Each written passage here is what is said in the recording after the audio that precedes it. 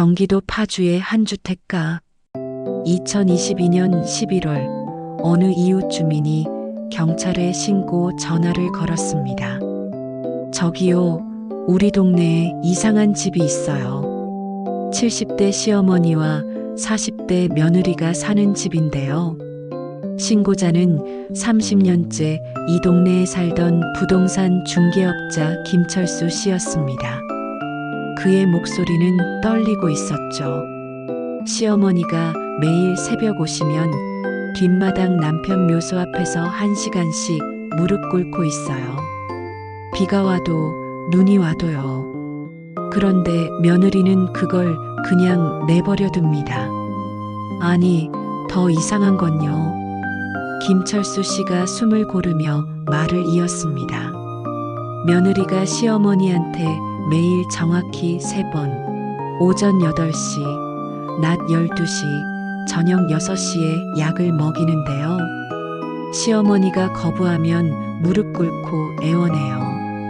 1시간씩이나요. 이게 정상인가요? 경찰이 출동했습니다.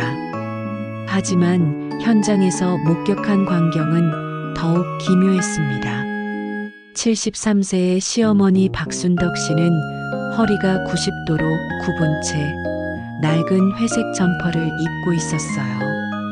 흰머리는 산발이었고 맨발에는 15년은 좋게 넘어 보이는 고무신을 신고 있었습니다. 그녀의 손톱 밑에는 흙이 가득했죠. 반면 42세의 며느리 이지연 씨는 단정한 모습이었습니다. 하지만 그녀의 눈 밑에는 시퍼런 다크서클이, 손등에는 붉은 상처 자국이 여러 개 보였어요. 저희 집안일입니다. 괜찮습니다.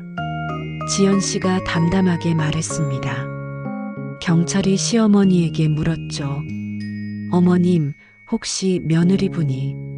그런데 박순덕 씨가 갑자기 소리쳤습니다. 저 여자 누구야? 왜 우리 집에 있어? 내 아들 어디 갔어? 경찰관들의 얼굴이 굳었습니다. 며느리는 그저 조용히 고개를 숙였어요. 이 집에는 도대체 무슨 일이 있었던 걸까요? 여러분, 이 이야기가 궁금하시다면 구독과 좋아요 부탁드립니다. 진실은 여러분의 예상을 완전히 뒤집을 거예요. 경찰의 조사가 시작됐습니다. 파주시 조리읍. 이 낡은 단독주택의 역사는 30년 전으로 거슬러 올라갑니다. 1992년 박순덕 씨와 남편 김동철 씨가 이 집을 지었어요. 300평 대지 한쪽에는 집을, 다른 한쪽에는 텃밭을 일궜죠. 행복한 부부였어요. 동네 슈퍼를 운영하는 이영애 씨가 증언했습니다. 매일 아침 손잡고 산책하시던 분들이에요. 순덕이네는 아들 하나 잘 키워서 시집도 잘 보냈죠.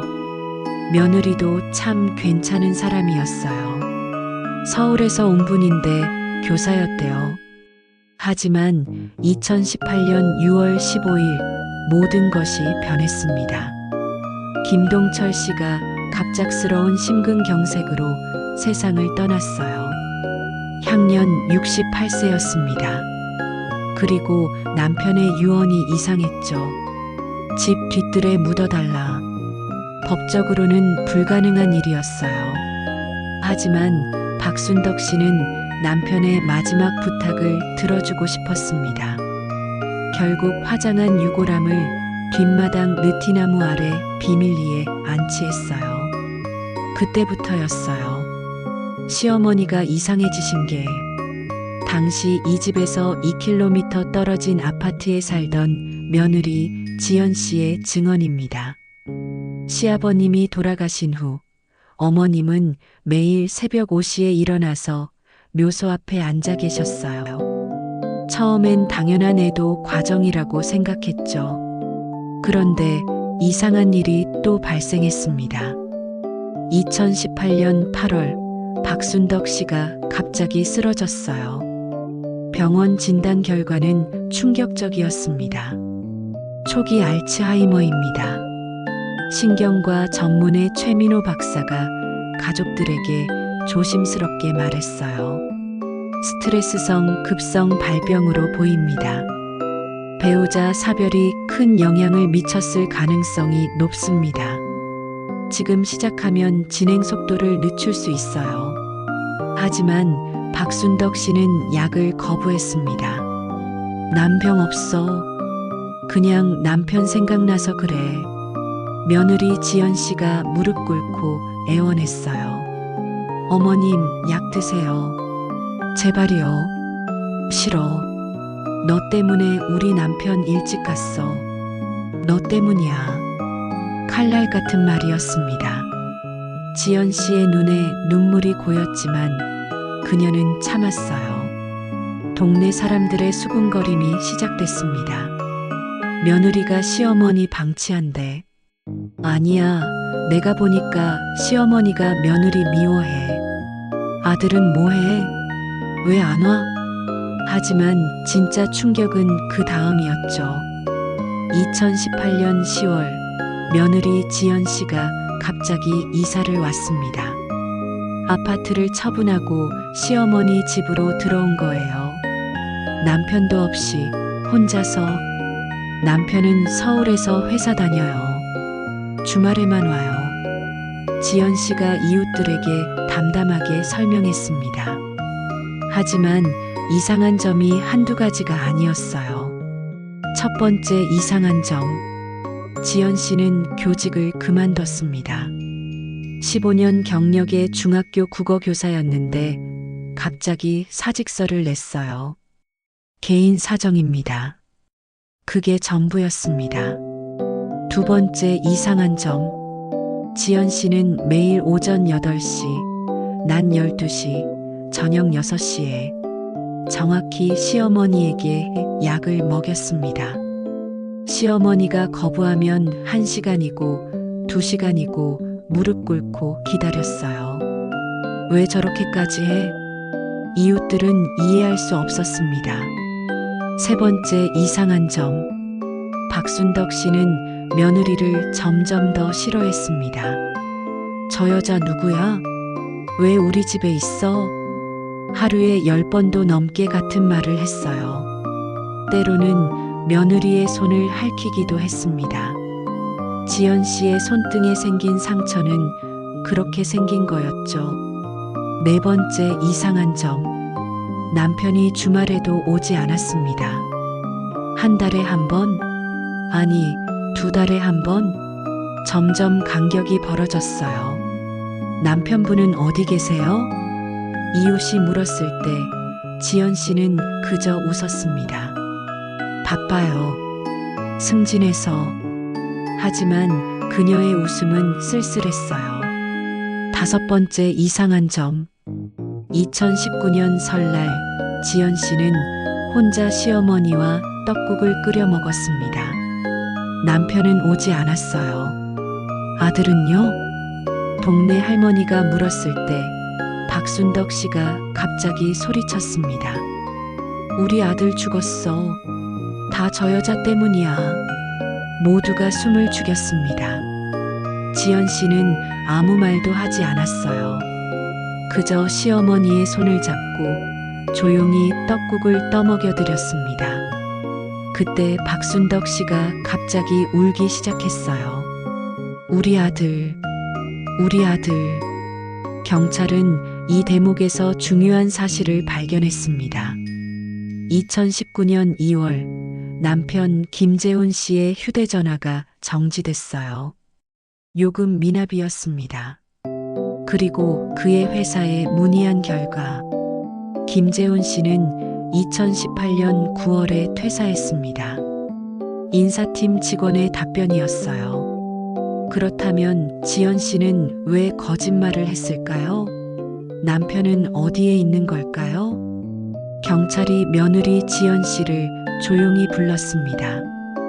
2022년 11월 23일 파주경찰서 조사실. 남편분은 어디 계십니까? 지연 씨가 한참을 침묵하다가 천천히 입을 열었어요. 모릅니다. 언제 마지막으로 보셨습니까? 2018년 9월 15일입니다.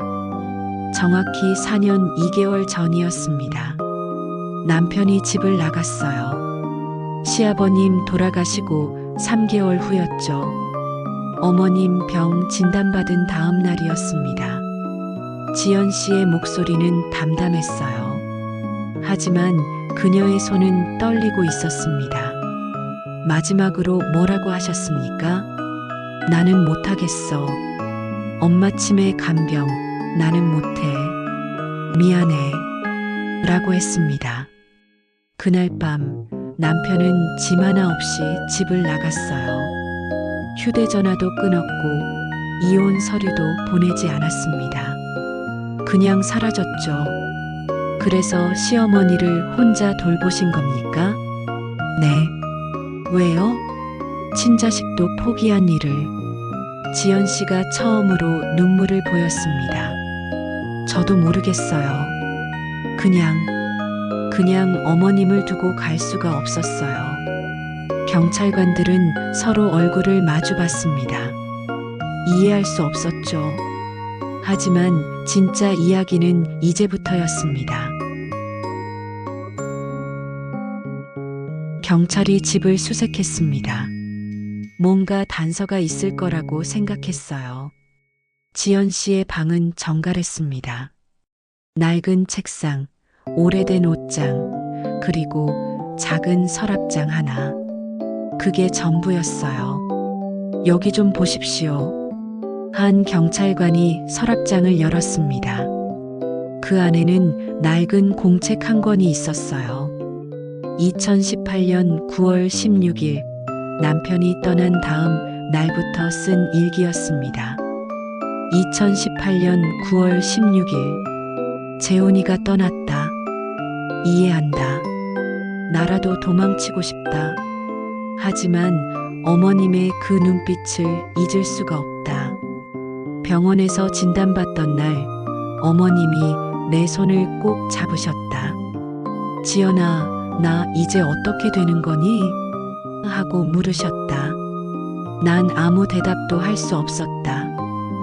2018년 10월 3일 어머님이 오늘 처음으로 약을 드셨다. 2시간을 무릎 꿇고 기다렸다. 무릎이 아프다.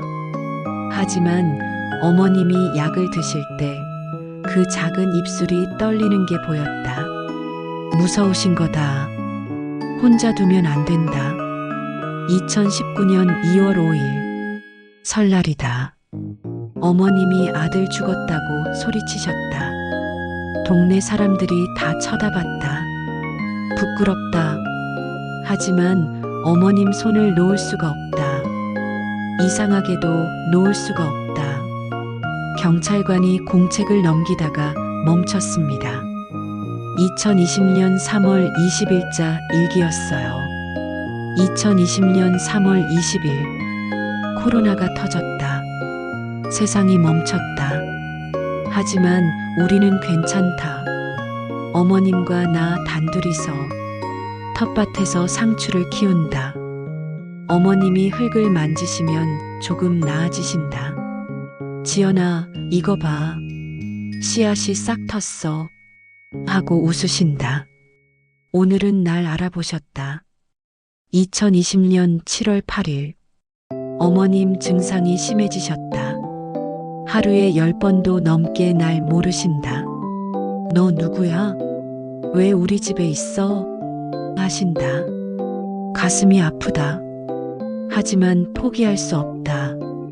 2021년 4월 12일 오늘 중요한 걸 발견했다. 어머님이 아침에 일어나셔서 지연아 하고 부르셨다. 정확히 내 이름을. 다른 건 다 잊으셔도 내 이름만은 기억하신다. 왜일까? 경찰관이 고개를 들었습니다. 이상했어요. 치매 환자는 보통 최근 기억부터 잊는다고 하는데 며느리 이름만 기억한다? 이거 봐요. 다른 경찰관이 박순덕 씨 방에서 낡은 상자 하나를 가져왔습니다. 빛바랜 사진들이 가득 들어 있었어요. 맨 위 사진은 1988년 젊은 박순덕 씨와 남편의 결혼 사진이었습니다. 그 밑에는 아들 재훈이의 돌잔치 사진, 초등학교 입학 사진, 대학 졸업 사진, 그리고 맨 아래 노란 봉투 하나가 있었어요. 경찰관이 봉투를 열었습니다. 안에는 편지 한 장과 사진 한 장이 들어 있었죠. 사진은 2015년 며느리 지연 씨와 박순덕 씨가 함께 찍은 사진이었습니다. 경복궁 앞에서 두 사람이 한복을 입고 환하게 웃고 있었어요.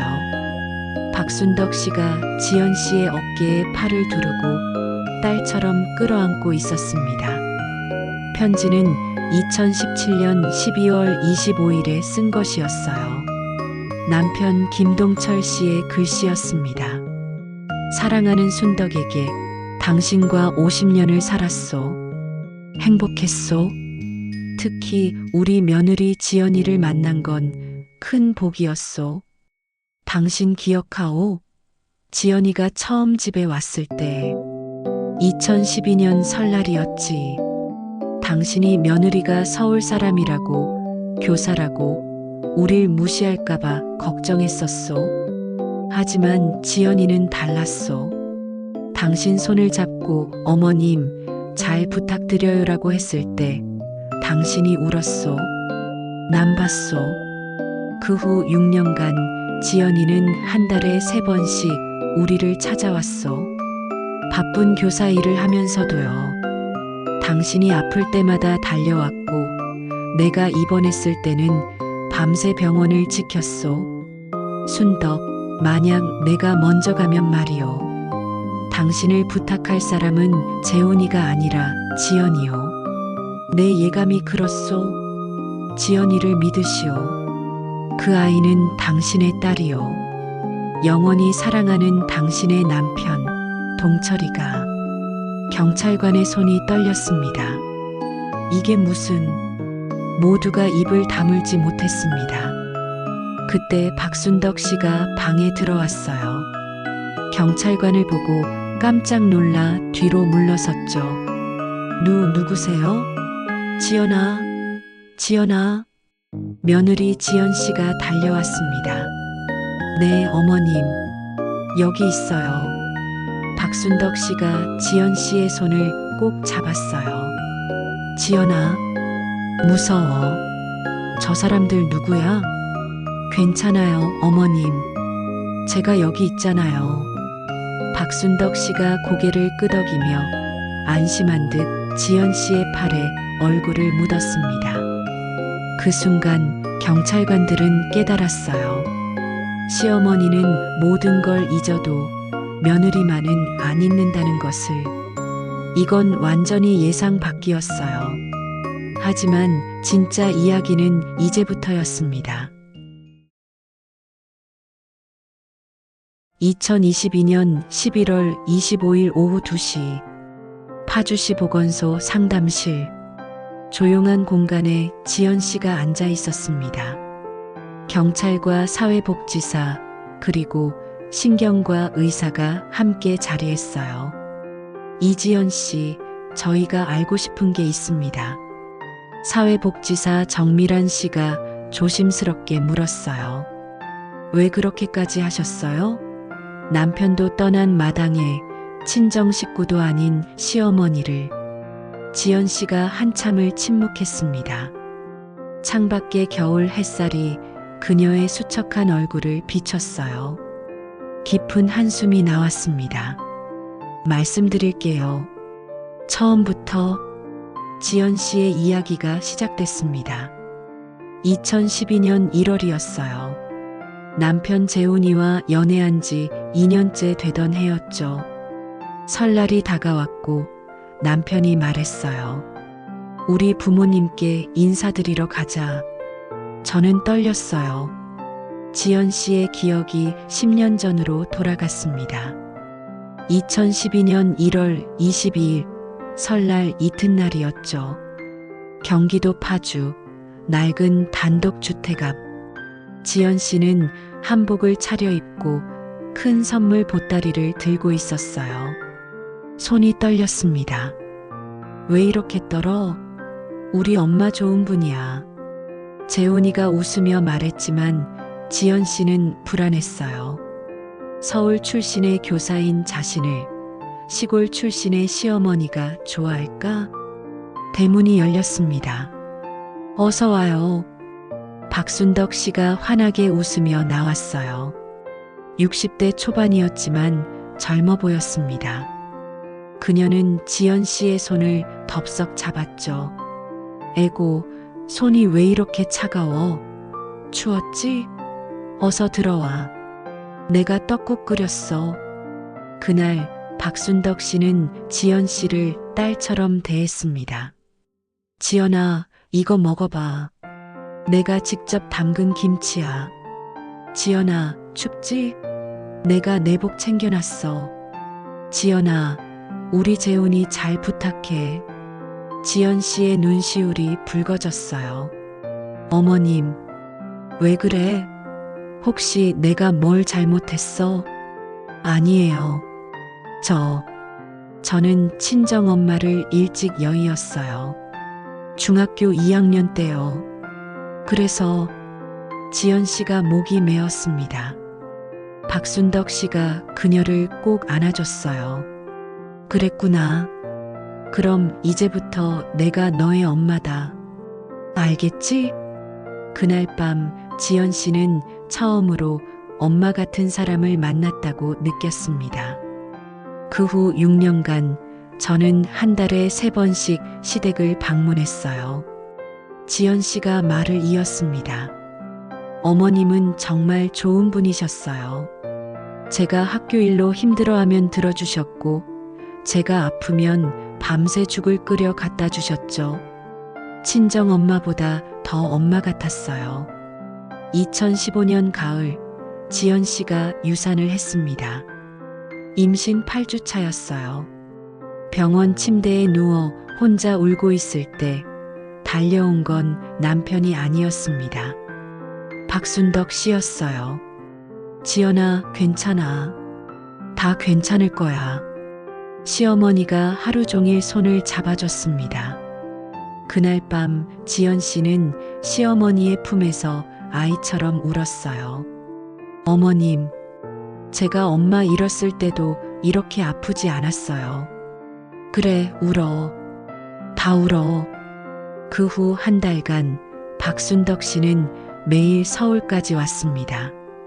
미역국을 끓여왔고 빨래를 해줬고 그저 곁에 있어줬어요. 어머님은 제게 엄마였어요. 진짜 엄마였어요. 지연 씨의 목소리가 떨렸습니다. 그런데 2018년 6월 시아버님이 돌아가셨어요. 지연 씨의 기억이 4년 전으로 돌아갔습니다. 장례식장. 박순덕 씨는 무너졌습니다. 50년을 함께한 남편이었으니까요. 여보. 며칠간 밥도 먹지 않고 울기만 했어요. 지연 씨가 곁을 지켰습니다. 남편 재훈이는 회사 일로 바빴고 친척들은 떠났어요. 혼자 남은 건 며느리였습니다. 어머님 드세요. 한 숟갈만이라도. 난 못 먹어. 박순덕 씨의 눈에는 생기가 없었어요. 마치 세상이 끝난 것처럼. 그리고 2달 후 알츠하이머 진단을 받았습니다. 병원에서 돌아오는 길, 차 안에서 박순덕 씨가 지연 씨의 손을 꼭 잡았어요. 지연아, 나 이제 어떻게 되는 거니? 그 손은 차갑고 떨리고 있었습니다. 73년 인생을 살아온 한 여인이 처음으로 두려움을 드러낸 순간이었어요. 괜찮아요, 어머님. 제가 있잖아요. 지연 씨는 그렇게 대답했습니다. 무슨 생각으로 그런 말을 했는지 본인도 잘 모르겠다고 했어요. 그냥 그렇게 말이 나왔다고. 하지만 그 약속은 지켜져야 했습니다. 그날 밤 남편 재훈이가 말했어요. 지연 씨의 목소리가 낮아졌습니다. 여보, 나 못하겠어. 엄마 치매 간병, 나 못해. 재훈이는 울고 있었어요. 43년을 함께 산 엄마였지만 그는 감당할 수 없었습니다. 요양원 알아볼게. 좋은 데 보낼게. 재훈아, 어머님은 집에서 살고 싶어 하셔. 그럼 내가 할 거야? 직장 그만두고. 침묵이 흘렀습니다. 지연 씨는 대답하지 못했어요. 그날 밤 재훈이가 집을 나갔습니다.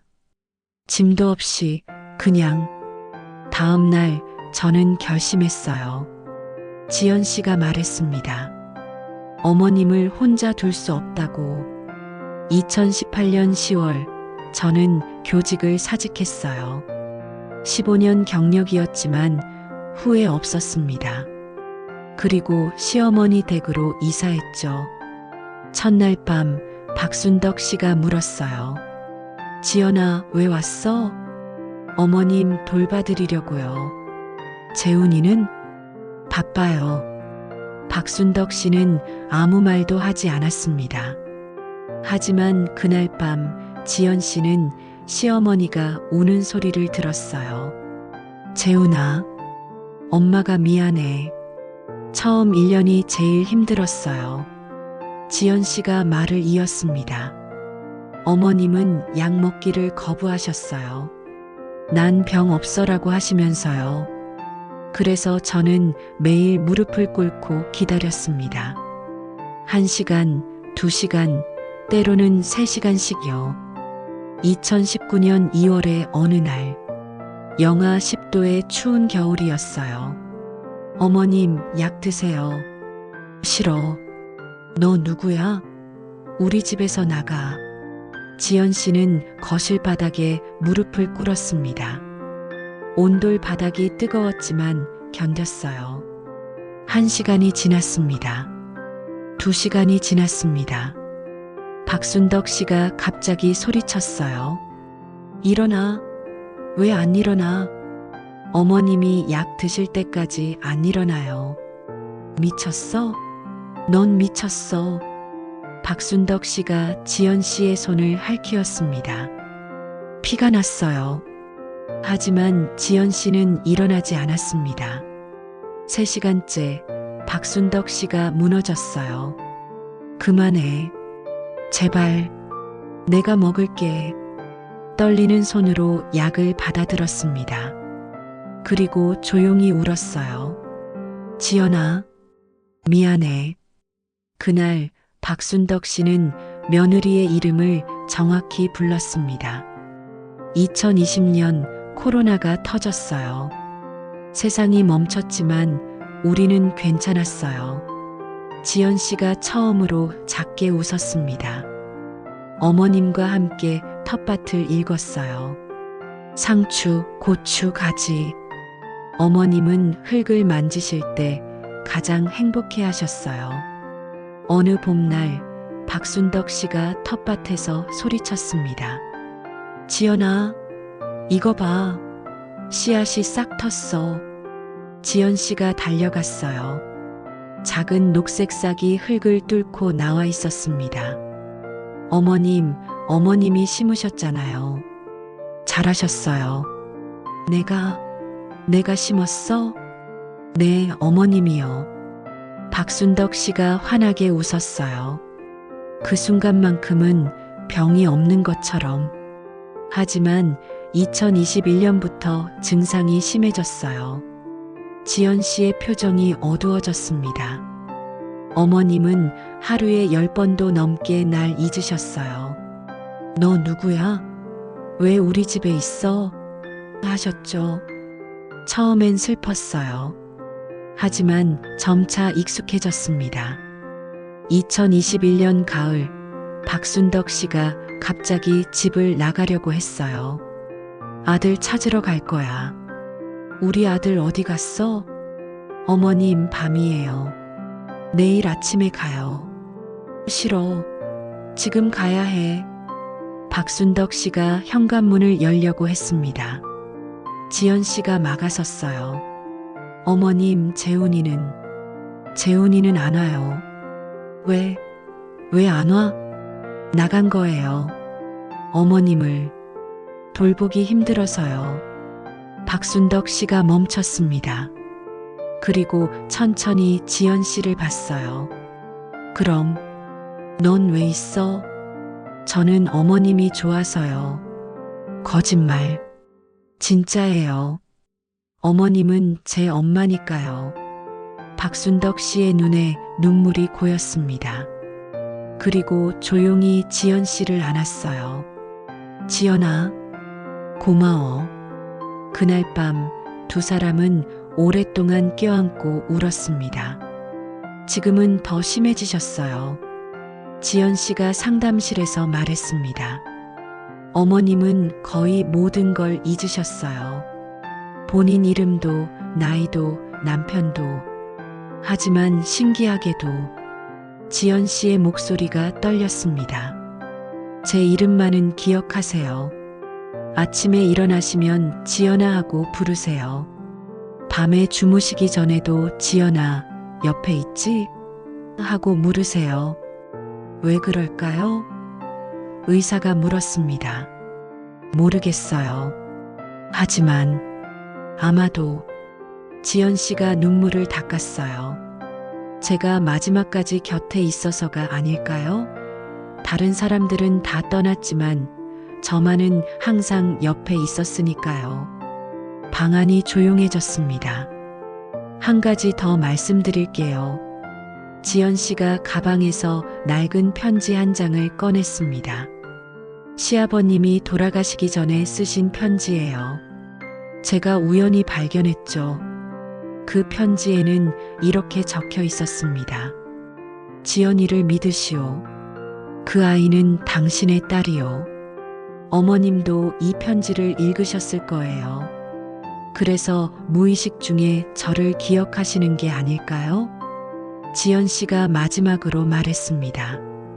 저는 어머님을 버릴 수 없어요. 어머님이 절 버리지 않으셨으니까요. 제가 유산했을 때, 제가 외로웠을 때, 어머님은 항상 제 곁에 계셨어요. 이제는 제 차례예요. 그날 상담실에 있던 모든 사람의 눈시울이 붉어졌습니다.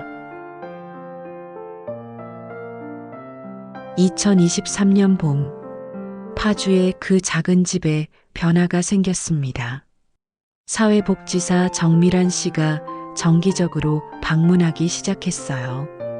지역 자원봉사자들도 주 2회씩 와서 지연 씨를 도왔습니다.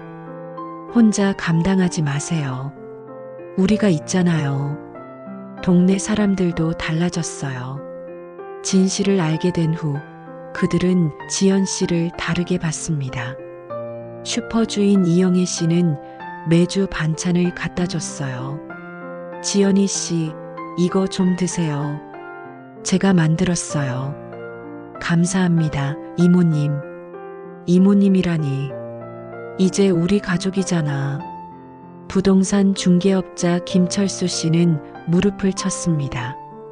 내가 잘못 봤어. 미안해요. 앞으로 내가 도와줄게. 그는 정말로 주말마다 와서 집수리를 도왔어요. 2023년 여름, 박순덕 씨의 75번째 생일이었습니다.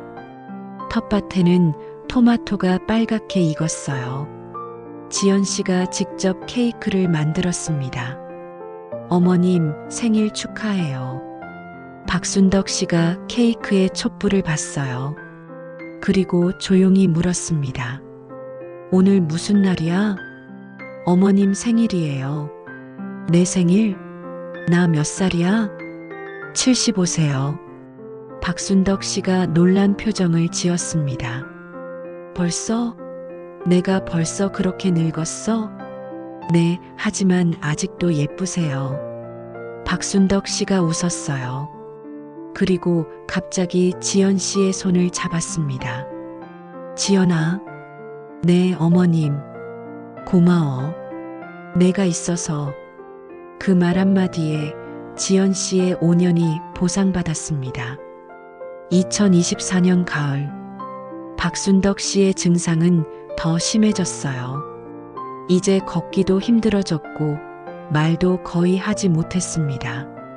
하지만 매일 아침 박순덕 씨는 여전히 한 단어만은 정확히 말했어요. 지연아. 그리고 지연 씨가 대답했습니다. 네, 어머님. 여기 있어요. 박순덕 씨가 안심한 듯 눈을 감곤 했어요. 어느 늦은 가을밤 지연 씨가 텃밭에 앉아 있었습니다. 하늘에는 별이 가득했어요. 시아버님, 지연 씨가 하늘을 보며 중얼거렸습니다. 제가 잘하고 있는 걸까요? 어머님을 잘 돌보고 있는 걸까요? 바람이 불었습니다. 느티나무 잎이 살랑거렸어요. 어머님이 저를 지연아 하고 부르실 때마다 저는 행복해요. 제가 누군가에게 필요한 사람이구나 하고 느껴져요. 지연 씨가 작게 웃었습니다. 어머님은 저한테 엄마였어요. 지금도 그래요. 그래서 저는 절대 어머님을 떠나지 않을 거예요. 그날 밤 별들이 유난히 밝게 빛났습니다.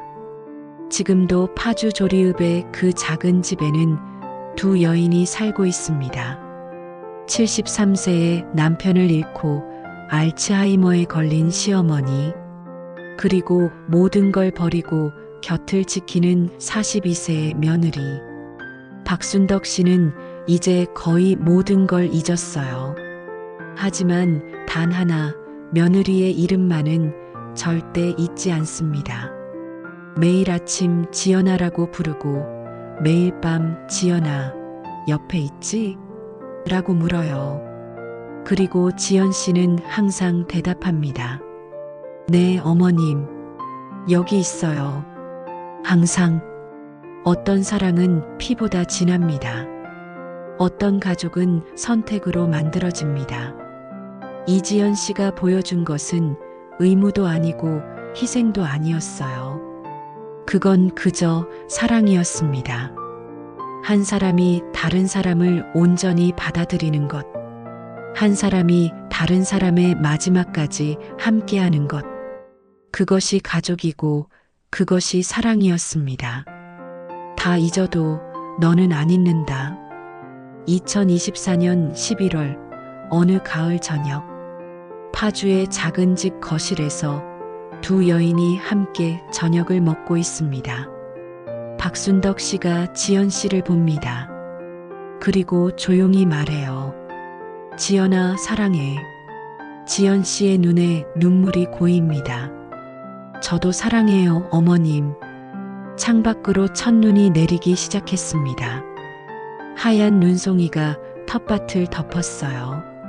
그 눈 속에서 내년 봄을 기다리는 씨앗들이 잠들어 있었습니다. 한편으로는 가슴 아프고 또 다른 한편으로는 아름다운 이야기였는데, 보시며 어떤 감정을 느끼셨나요? 저는 올 7월에 알츠하이머를 앓다 돌아가신 어머니가 생각나서 중간중간 눈물을 좀 훔쳤습니다. 이 채널은 앞으로도 이런 실제에 가까운 이야기, 사람 사는 문제들 속에서 발견할 수 있는 작은 교훈들을 꾸준히 전해드리고자 합니다. 오늘 이야기가 마음에 와 닿았다면 더 많은 분들이 함께 들을 수 있도록 구독과 좋아요로 응원해 주시길 부탁드립니다. 여러분의 구독, 좋아요, 그리고 댓글이 이 채널이 더 깊고 진솔한 이야기를 준비하는 힘이 됩니다.